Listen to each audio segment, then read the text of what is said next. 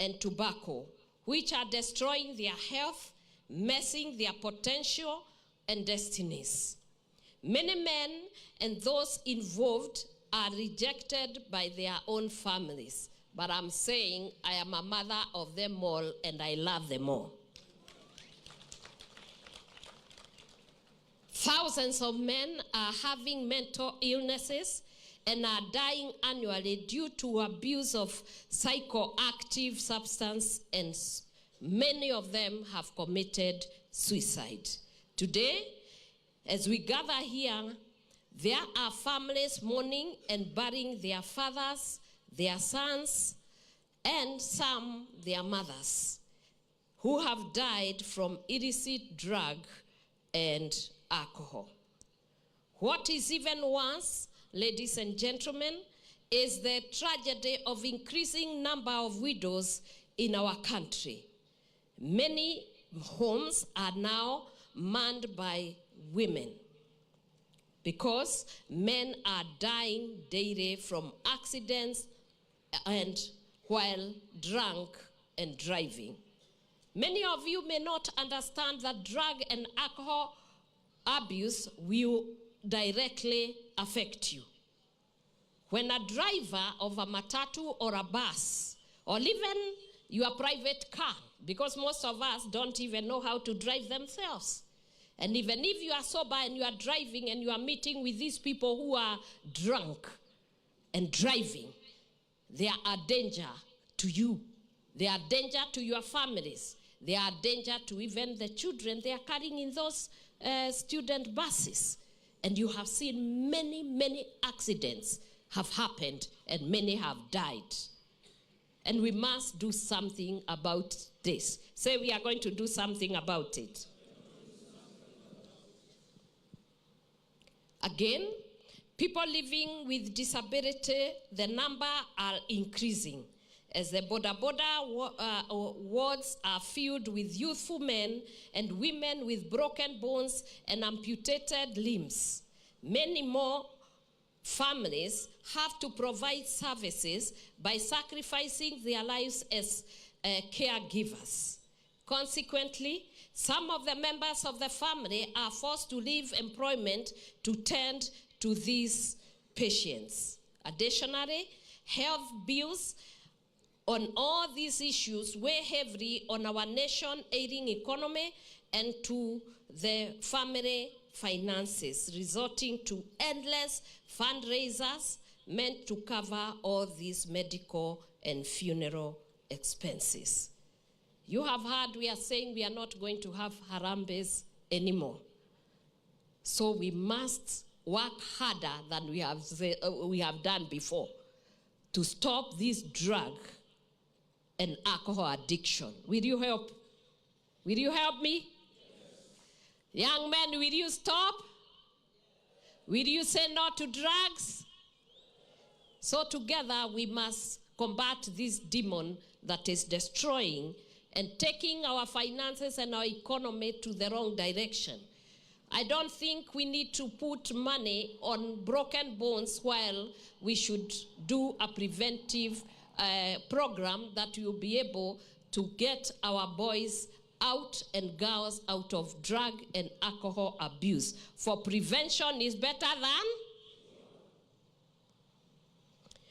In our country, families are breaking, they are separating, and the divorce rate is on record high. The gender-based violence is now a common occurrence. Further, HIV prevalence rate in the youth who abuse drugs and substance is rising due to sharing of needles and unprotected sex, coupled with defilement cases that have resulted to many young men being charged with big crimes, teenage pregnancies, and long jail terms for the offenders. Those of us who have not had time to fulfill the promise and the condition that God put for us to get to heaven, and I'm talking to the bishops and pastors, naongea kwa wachungaji wote ambao wako hapa, wengi wenu amwendi kwa hospitali kuangalia wale wako huko. Others are not going to the prison. You are not feeding, and you are not clothing. You know what the Lord will be saying according to Matthew 25, from 32 there. When I was in prison, did you come to visit me?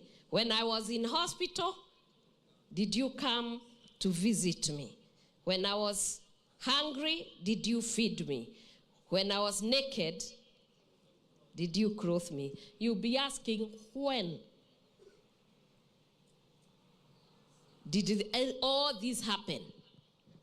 Those boys that you see in these streets of Machakos and every town, they are made in the image and in the likeness. So they are gods. Anyone who is made in the image of God, in the likeness of God, and has the Spirit of God, who is that? So all those images you have seen out there, you have met with God. Umekutana na Mungu na umempita tu, na siku moja, siku ya kiyama, He will inquire of you. We were just discussing about the men of a Decapolis. Jesus said, let us go to the other side. And what was Jesus going to do? He was going to the graveyards of Decapolis, where there was one man who was looking like some of the men we are talking about. He was in rags. He was drunken. He was violent. He never listened to anyone. In fact, he used even to cut himself. The opinion of men was that man was useless, and he was relegated to oblivion the way we have done to the boy child of this nation. And Jesus is asking the 5,000 of you and myself, let's go to the other side. The moment that man was done with Jesus, he became the bishop of Decapolis. The bishops and the pastors and the congregation you have been looking for, it is outside there. Drunken. Let's not fight for congregants. Go and look for them there. Your churches will be overflowing and bursting if we do what God called us to do. Clothe them. And it is my plea to you. Open your churches for these young men and women to come. Clothe them. Give them food. God will provide.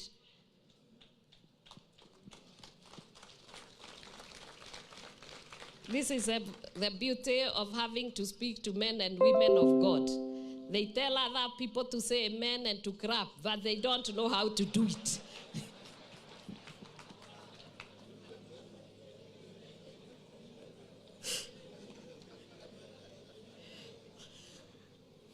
And I'm thinking I'm speaking something very weighty. Because if these children have to find direction, the church is the conscience and the compass of the society. We are the mentors. And we ought to mentor, disciple them, and show them where to go. When they have nowhere to go, they should be able to run to the house of God. Many people say that the house of God, oh, you don't need, those people should not come. Who said that? It is not written, it is not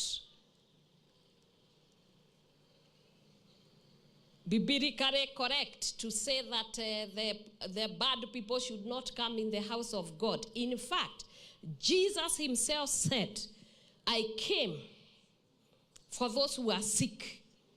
Because those who don't need a doctor, why are you taking them to hospital? The church is a hospital. The church is a place where the altar is able to sanctify. Nobody can defile an altar. In fact, people are supposed to come there to be sanctified.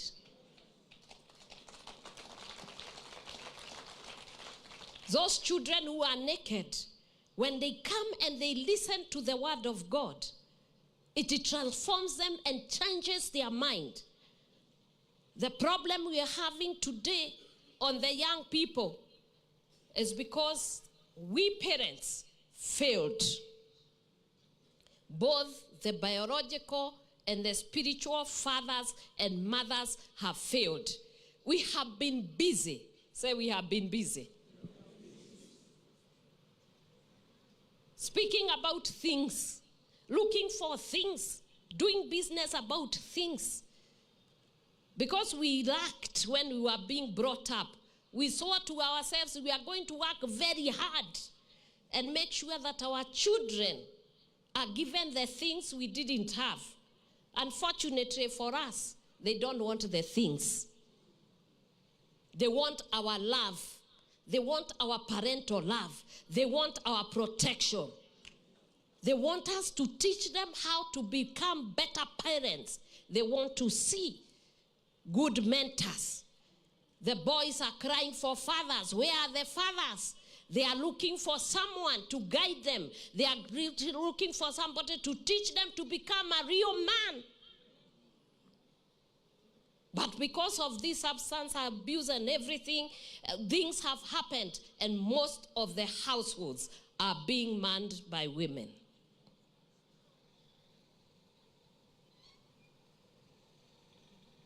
This must change. Say it must change.